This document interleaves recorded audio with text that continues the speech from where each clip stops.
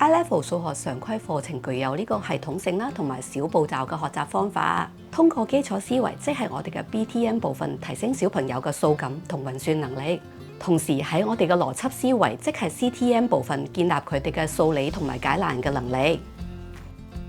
近年學校嘅文字應用題越嚟越有挑戰性，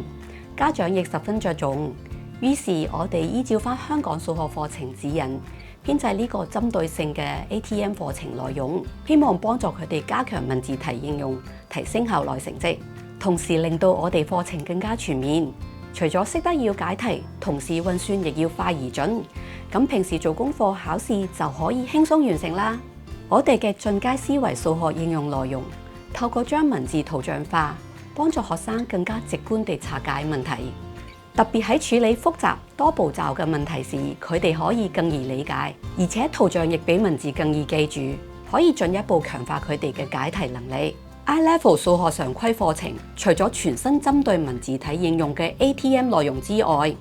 原有嘅課程包含 BTM 基本數學概念，同埋由規律、幾何空間、測量、推理及解難5大範疇組成嘅 CTM 數學邏輯思維，